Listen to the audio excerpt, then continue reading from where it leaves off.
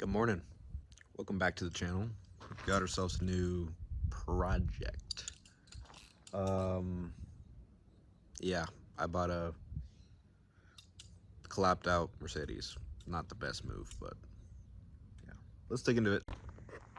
Here's this absolutely cherry of a Mercedes 300 SD. This is an 84. It's kind of this cool like midnight blue color. You don't really see too many of these in this color, which I thought this car was kind of interesting. As you guys can tell, there are auction stickers from COPART. I did buy this car from COPART.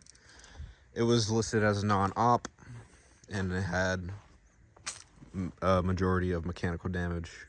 So I don't know anything about this car other than I bought it and it was dropped off my house. So at first glance, it's actually not in too bad a shape. Like, it's pretty dusty. This car came from California.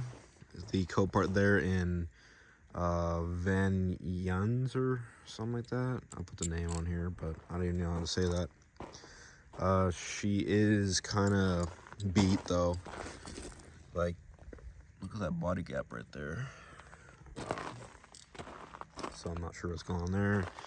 And of course, being a California car, the interior is a little bit sun-baked, and it looks like the car has been repainted at some point. So I'm pretty sure this is the original color. It's looking Ninja Bay and stuff, but bumpers are pretty scratched up. I do already have a front bumper for this car. There's a pretty big kind of rub right there and a rub right there. Those might be able to come out, but yeah, I think once this car once it's pretty, cleaned up, and I think it'll look better. But as you guys see, the bumper here in the front has some pretty good damage. I do have a front bumper for this already. I just had one. I took off a junkyard car a while back, and it's perfect for this car.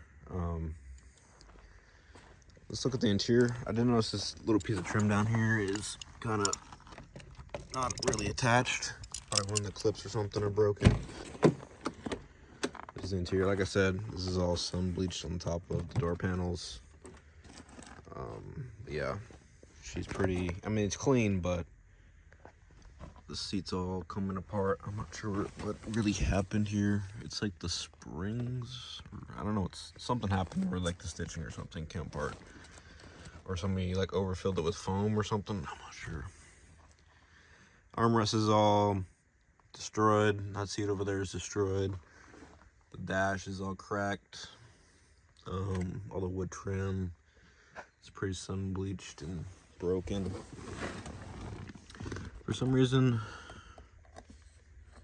this door looks like it's been replaced. It's like a beige door they put on here. They didn't really paint that well, and all this like wiring is all exposed and stuff. So this door has been replaced, which is interesting. Doesn't really look like this door was repainted either. Looks original. It's been repainted the original color.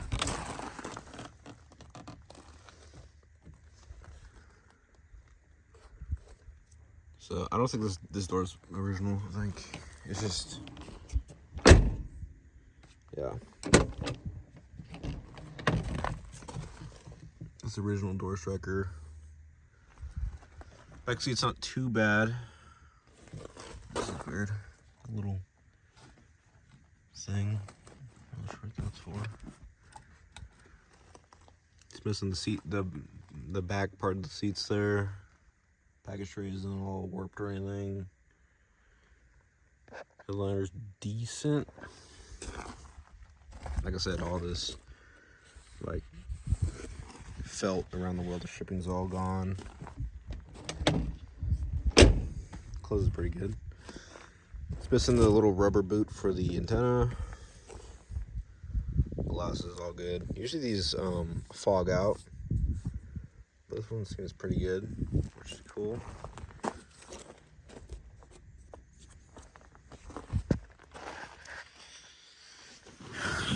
So the cluster says 229,000 miles. It is probably not accurate since the trip is set at triple zeros, which is a good indication that the odometer is not working. And as you guys see, all these like little like white dots. I guess this is called the DDD, which means the dead dot disease. I guess this happens with most 126 clusters, where like this kind of like weird like spotting happens inside. So it's like the plastic they made this stuff out of just didn't hold up well. But I guess there's no way to fix this. I guess there may be some ways, but I don't know. The cluster has to come out anyway to fix the trip and stuff. So yeah, maybe I'll just buy a new cluster for this and just be done with that.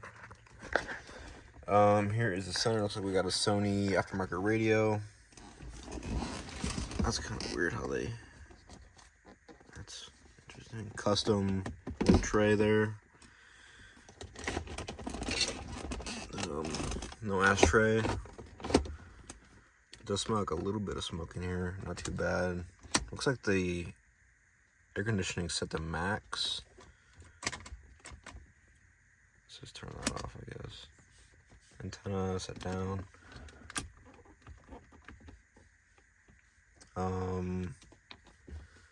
Yeah. The wood on the glove box is decent. Looks like this down here has been kind of like repaired. Like I said, big old rip in that seat. And then like the trim and stuff is all kind of garbage. All right, let's pop the hood real quick. See what we've got going on. Well, basically to get to the spot, my house is kind of in a weird location where you can't get like a big truck in here to unload cars. So we had to meet up somewhere else, and we flat towed this to my house with my truck. And the steering is very off. The alignment is horrible. I'm guessing that is because they loaded it with a loader and it bent the tie rods. And yep, they are really bent. Both sides. So that's fun. I'm gonna get this hood open real quick.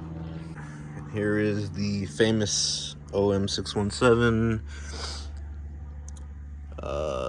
So the first thing I've seen is that all the belts and the fan is all oil soaked.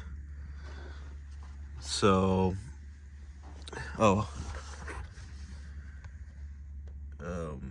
that ain't good. I think that's one of the oil cooler lines. But yeah, everything is pretty oil soaked, and there's no oil on the dipstick. So I'm wondering if they blew an oil line and starved the engine of oil, but yeah, I'm gonna need an oil cooler line, looks like. So I wonder if this engine is not good. That's really bad.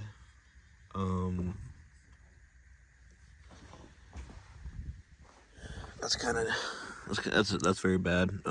If you do, I've heard a lot of horror stories. If you do blow an oil cooler line while you're driving and you don't catch it quickly, you will lose all your oil in your engine and you'll starve your engine of oil. So I'm hoping that's not what happened here, but from the looks of it, it looks like that's what happened. Yeah, that's not good. Okay.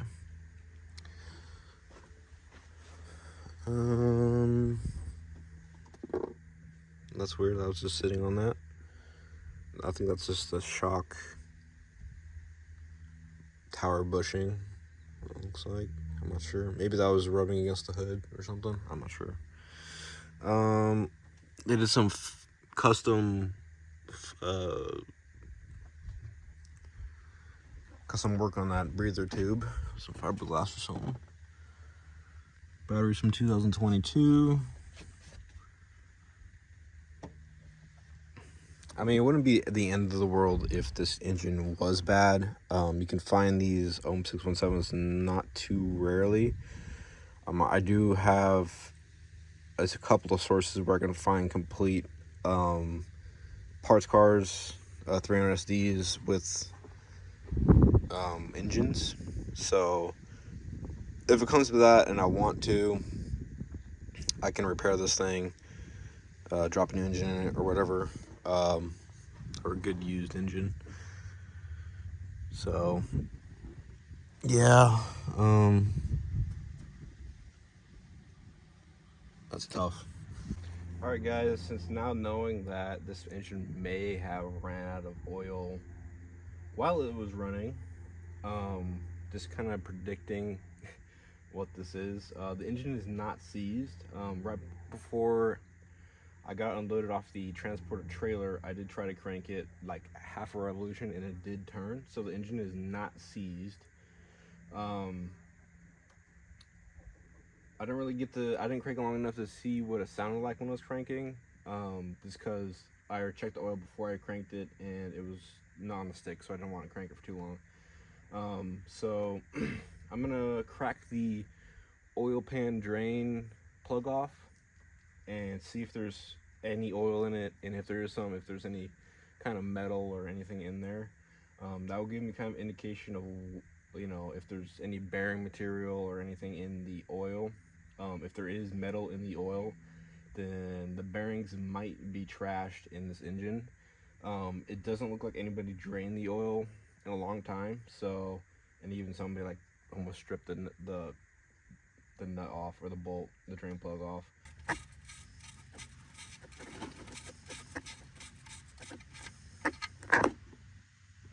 Well, there's oil in it. I'm gonna let it drain here for a second. All right, guys, while this was draining, I went to go looking for possibly some solutions for hoses, and I found this guy. This might fit this, I don't know. There's the part number right there. The ones I was looking online weren't this part number, so I don't know if it'll fit, but it looks very, very similar to what I need. So maybe I'll be able to make this work right now until I get the right part, or this might just be the right hose and we'll be all good. But it looks very similar to what I need. Looks like she's pretty much done draining. A little bit of drops left, but I'm just gonna let that drain for as long as I can. Now I gotta see about trying to get this hose off, which does not look like fun at all.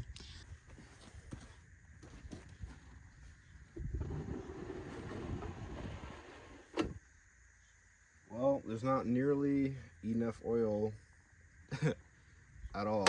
There's maybe like one or two quarts, I'm gonna say.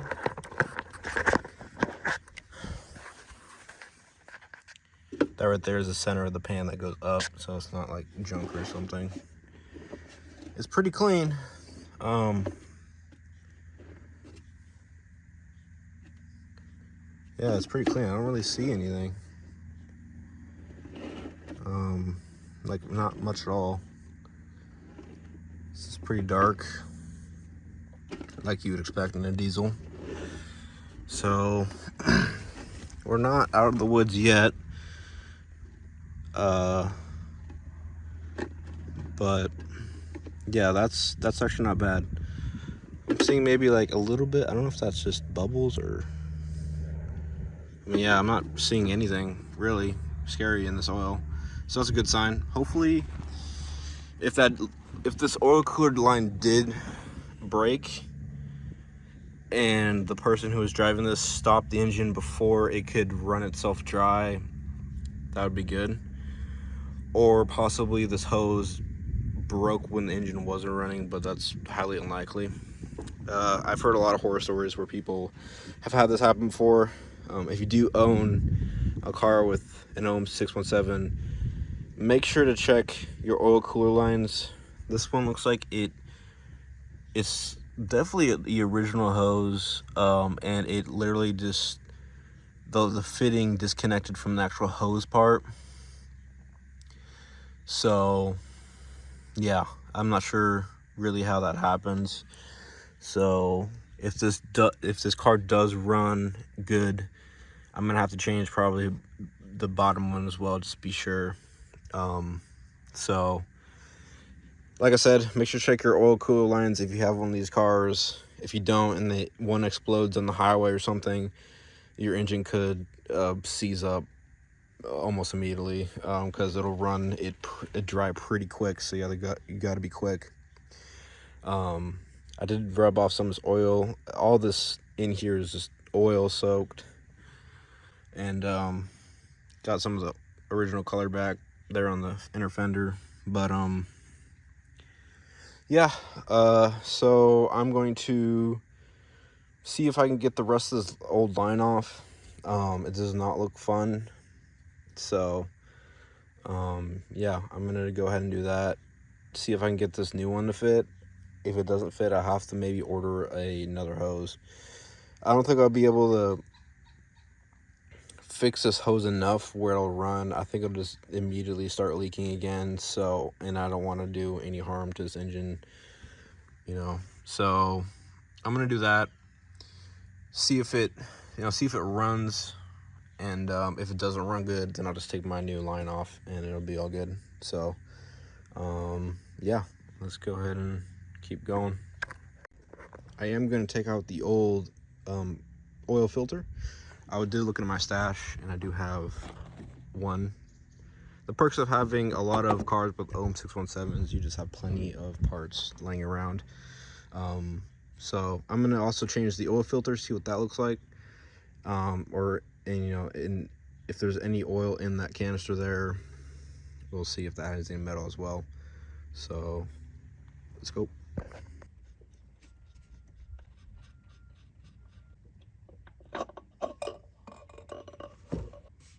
That's weird. That's never happened to me before. The whole filter came out with the cap. You gotta be careful. Change out these O-rings on the bottom of the cap. They don't get changed very often, and you have to buy them separately other than the oil filter. Also, you got this O-ring inside the cap. This also has to be changed. All right, there's our new filter. She's gonna go in. And there's our new little O-ring. I'll get some oil on my finger and just kind of lube it up.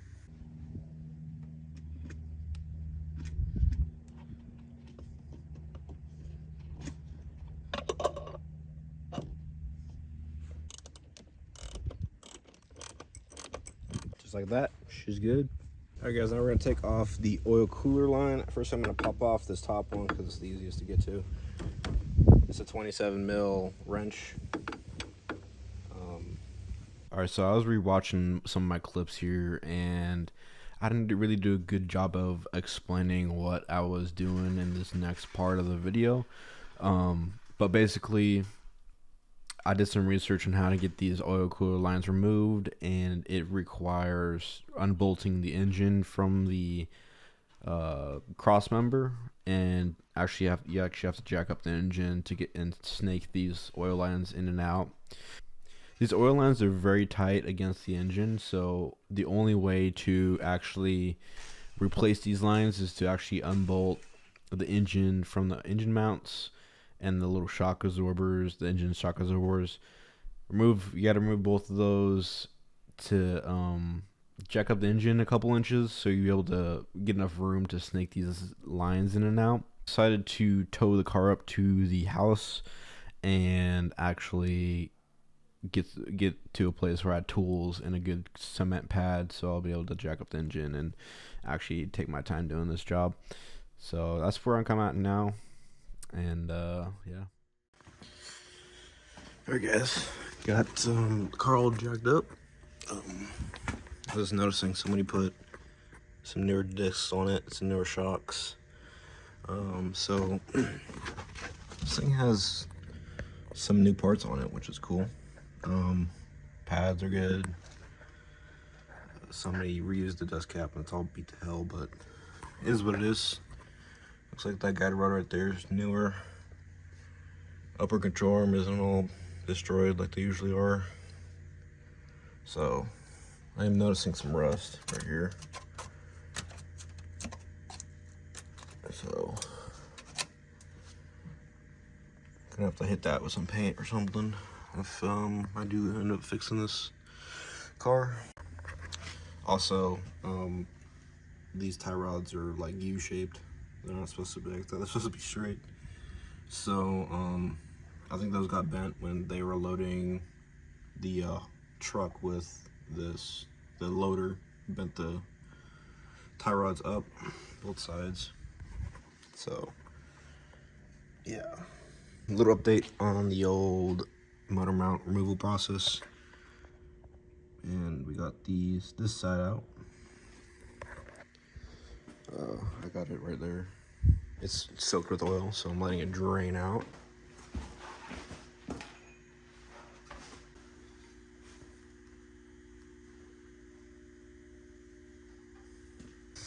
Got both lines in, both top and bottom, brand new ones. Everything's tightened down. The engine is bolted back in place. You can kind of see the state of my arm. You can tell where my glove was and which part I didn't have my gloves on. So yeah, this was probably one of the dirtiest jobs I've ever done.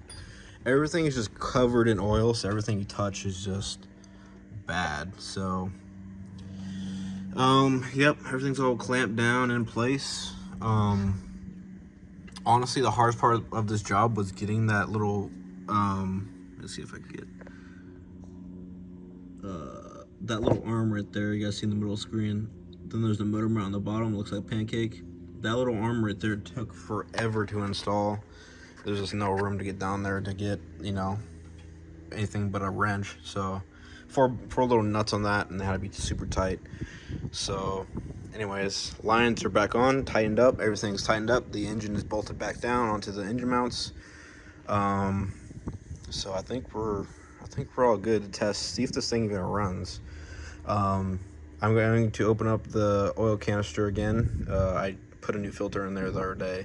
I'm going to fill up that canister with some oil because the whole system is completely dry right now. There's no oil in the pan. There's no oil in the cooler. There's no oil anywhere. So I'm going to open up that guy, pour some new oil in there until that's kind of filled up, and then I'll pour the rest into the valve cover. So hopefully we get this thing its best chance at surviving. But yeah, this 27 mil wrench does not help how big it is, but those two lines down there are pretty hard to get. Hopefully I didn't disconnect any vacuum lines. I think this one was already disconnected. But yeah, I think we're looking good. I think, yeah, I was like I gotta do is dump oil in now and see what happens.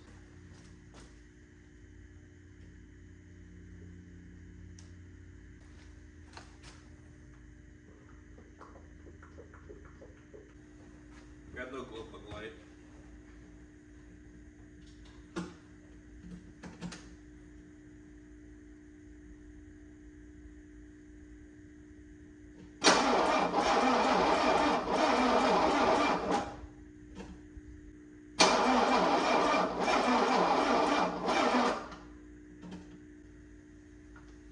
So I'm just gonna wait for the battery to hopefully charge up a little bit.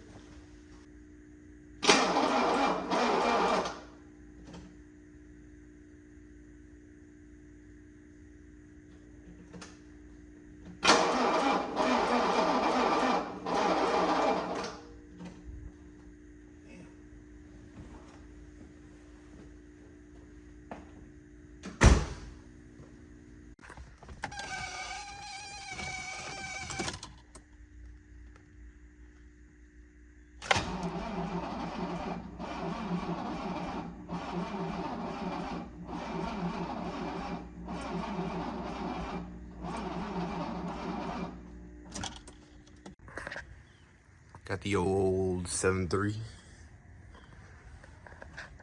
to there. See if maybe this will be a little better than the old Charger.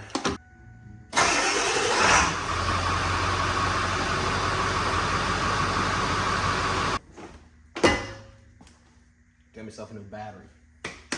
$170. Great.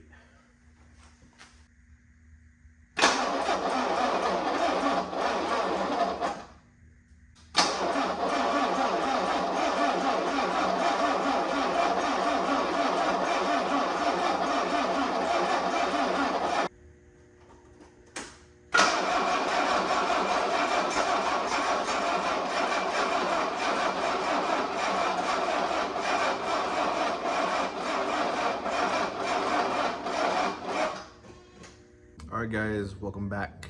It's the next day. I got paint in my glasses. But anyways, next day, and we cannot get this thing running. It was just turning over way too slow. Even with a brand new battery in here, this thing was cranking like a snail. So, and it tried to fire up like once. It got, you know, I picked up a cylinder, but I'm just worried that this thing has no compression. Either has no compression, or the glow plugs are not working, or the starter's just junk and won't spin this fast enough. So I'm gonna roll out the worst one first. I'm gonna yank off these injector lines and injectors and see if we have compression on this engine. If this doesn't have compression, it might be down the road for her. If it does have compression, we're gonna look at glow plugs next. I was getting power to the relay and power out of the relay to the actual glow plugs, but that doesn't mean the glow plugs are actually good enough for it to start. Meaning this was from a California car, you don't really need to use glow plugs most of the time, but you still might need glow plugs to start this guy. So who knows? So if our compression is good, our glow plugs are good, then the starter's bad. So that's kind of like my steps I'm going to take to kind of figure this out. So yeah, let's dig right into it. So we're starting off by taking off these injector lines. It's just a 17 mil wrench. I did crack all these open last night, make sure I was getting fuel up to the injectors, and I was. So now I'm going to take them off at the injectors and at the injection pump. Get all these lines clear, then we're going to take off all these, I don't know what they're called, but little, I don't know, they're like fuel line in between the injectors. Take those guys off as well, and then the injectors can come out, and we can stick our cheapo or injector diesel engine compression tester thing from Pittsburgh. So we'll see if we have the right one. It should be this guy or this one, I don't know, but yeah, the first time using that. I've had it forever, I just never used it. So let's get to it. All right guys, just pulled out the injectors. They're looking a little oily, especially these front three. Back to, I mean, they all look pretty good. They're not all, you know, destroyed or anything. They're pretty oily though. I don't know what that means. I'm not an expert. So now I'm gonna see if one of these adapters fit in these holes, and see if it spins over faster. Alright guys, got our little compression tester set up. Hopefully y'all can see that. We're aiming for something. I think the normal compression is like around 300 or something. I'm not quite sure, but it's up there. So if we see nothing on here, then that's not good. But yeah, let's see. That's also the first time turning it over without injectors in it. So we'll see how it turns over too.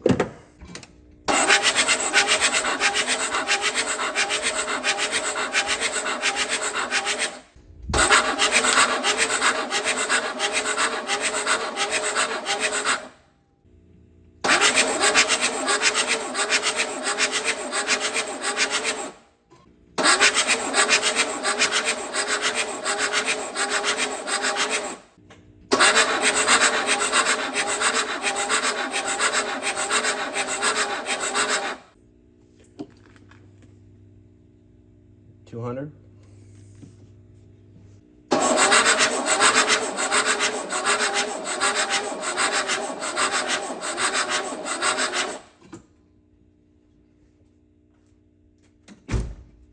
What do we get? 205 or something. So yeah, we have compression, guys. 200 is pretty acceptable. So we have decent amount of compression off of all of them. So here's our numbers. Cylinder 101, 215, 2, 205, 4, 180. The lowest one, which is the center cylinder.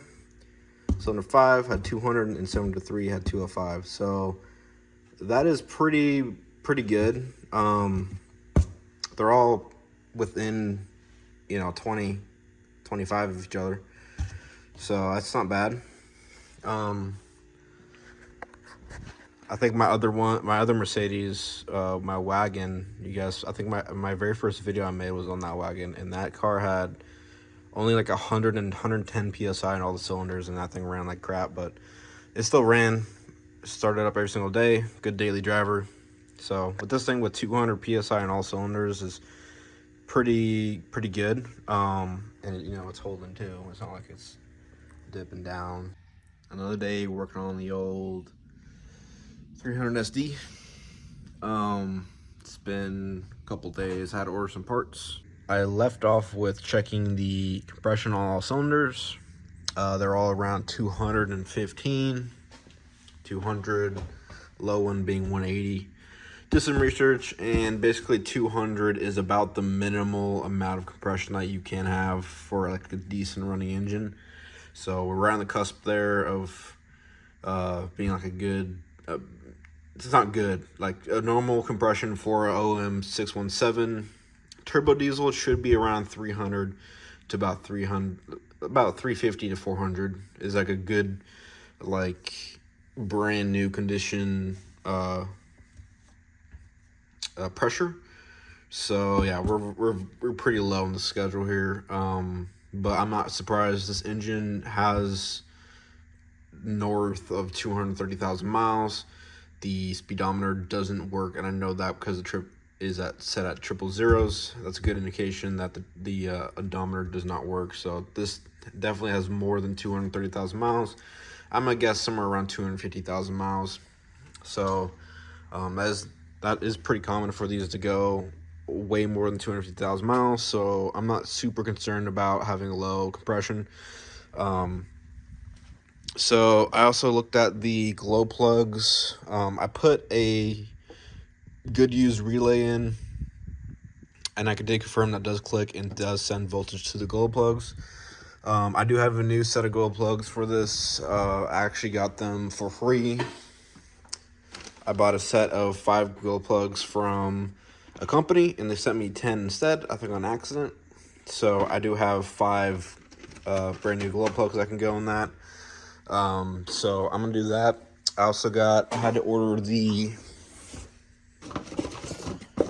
sorry, yes, my toolbox is an absolute mess. I have a lot of products going on. But I had to order these little metal seals that go on the injectors because they're a one-time use thing. So I had to order 5 new ones of those. They're pretty cheap. They're like a couple dollars each, but I did have to wait to get those. I was trying to look for a new fuel line for those little these little lines that go in between the injectors. I think I did rip a couple of them, but I obviously got the wrong size here, so that's unfortunate. So I'm gonna cross my fingers, hope that does not leak. So for now, I'm gonna take off these injectors again, get those new sealing rings in there. Then I'm gonna change all the glow plugs, and I'm gonna put the fuel lines back on, and we're gonna see if this thing starts. Actually, before I do that, I am gonna go ahead and try to take a look at the starter. I want to clean up all the grounds and stuff because this engine turns way, like, it turns over way too slow. So I'm gonna check this positive cable down to the starter. I'm gonna check the main ground for the engine, which is like down there somewhere. I'm also gonna clean up the main battery ground. I'm just gonna clean up all the connections. Looking down there, looks pretty crusty and stuff, so I'm gonna take a look at all those as well. Maybe we can get this thing turning over faster. I don't want to buy a new starter for this because a new starter is like $270. So again, something I don't want to buy for something that is gonna run like crap and, you know, grenade. So just never ending projects. But yeah, I'm gonna get to work and see you guys back in a little bit. Alright guys, I found this a little interesting. Here is the washers, or like the pre-chamber seals for the injector. This is the one that the car had in it already, like a much smaller diameter seal. And then here's the ones that were specified for this car. It has a much larger, like, inner diameter circle for the injector. I did a little bit of research online, and apparently these style over here is for the later cars. I think it's OM 603 or 602, I don't know. Anyways, the later cars had these smaller diameter circles. So I don't know if somebody put the wrong sealing, the wrong O-rings in here, or maybe the website I bought these off of are wrong. But apparently everywhere I go, the correct ones are the larger diameter sealing pre-chamber seals for the injector. It does have like the same, what appears to be the same like concaved. Anyways, it does fit down there nice and snug. So I'm gonna put those in, and who knows, maybe if anybody's like an expert on these injection systems, and I do have an 84 OM617 turbo diesel. Should I be using the smaller diameter injector pre-chamber seals, or the larger ones like it was specified?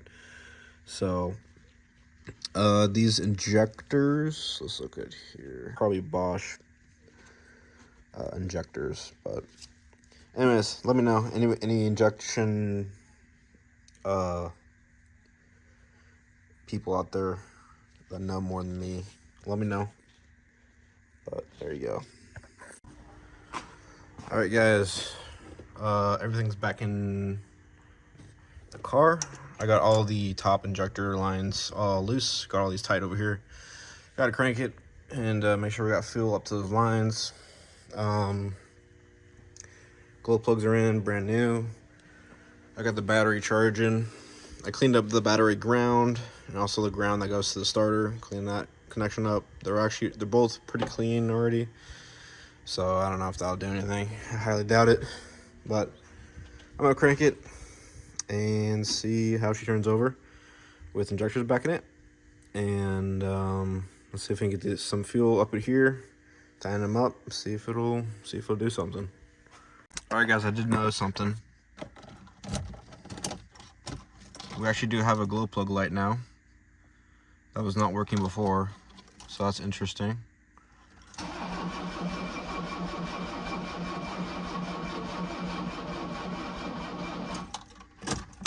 The battery does die pretty quick still. I don't think we have fuel up here yet. No, nothing up here yet. So might take a little bit for us. Might take a little bit for us to get fuel up here. So yeah, be back when we have that. We got fuel up to the injectors. Just tighten all those lines down.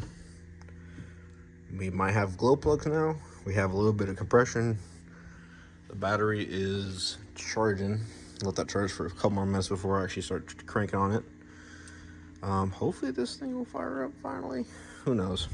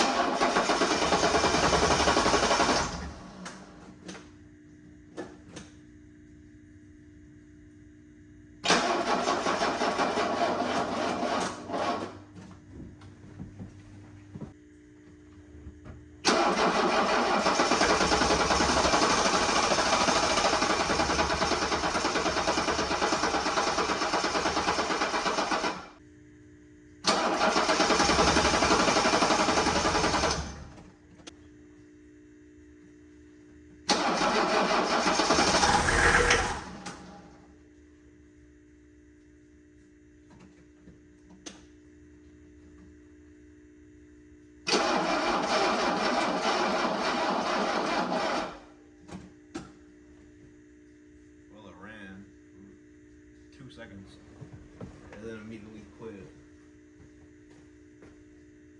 So that's weird.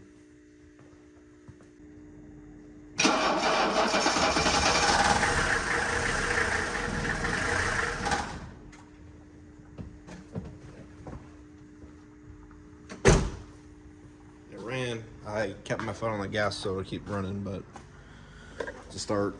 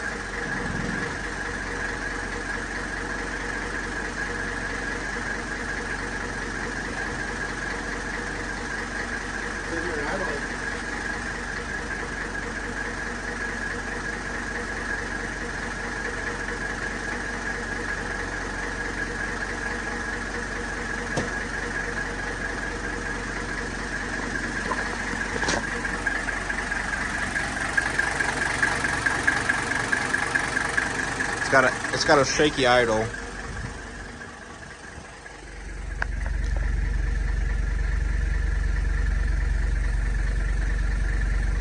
A little bit of blue smoke, not bad.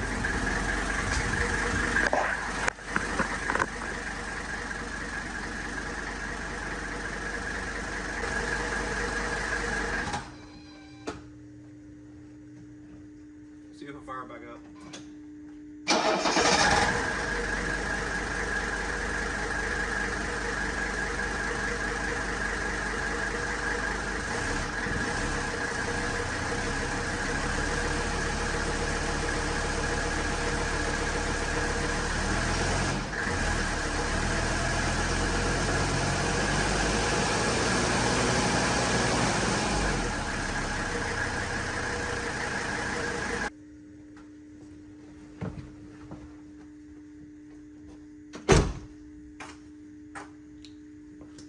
It's not bad. It's not bad.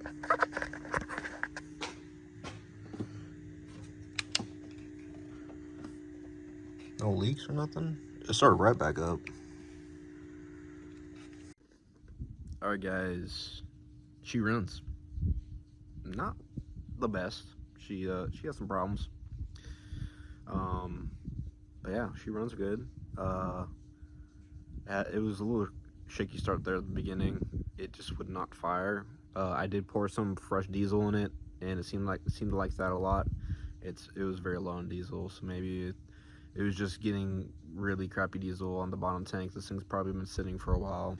I really do want to see this thing back on the road. A lot of these cars are getting parted out and junked over time. They're just not worth anything. Like, you can buy a nice example one of these for $3,000, you know. But so a lot of these are getting scrapped, and they're just not around as much anymore. Yeah, you can go out and you'll find them, but they'll be rusted out or a million miles on them. So finding one, this one's in pretty rough shape, but overall it has a clean body and it can be easily fixed. And I want to see a lot more of these cars being fixed. Like, this thing had a bad oil cooler line, and I'm sure if I didn't buy this thing probably would end up in the scrapyard, being crushed into tin cans and being shipped over to China, and this thing would not be around anymore. So it's just one of those things where, yeah, I can buy a $100 hose and get this thing back up and running. At the end of the day, it's not a very, clean, brand new, shiny daily driver, but this thing will last you forever as long as you take care of it. So, yeah, she's being put back on the road. I really want to see it back to its former glory. I'm not gonna restore it. This car is pretty rough under the skin. Like the interior, it needs a full interior swap. It has some rust in the trunk. I don't think I've showed that, but there's a big hole, rust hole in the trunk on the passenger side. I think that's because anyways, I'll show you guys in the next video. So yeah, I really appreciate you guys watching. See y'all next time.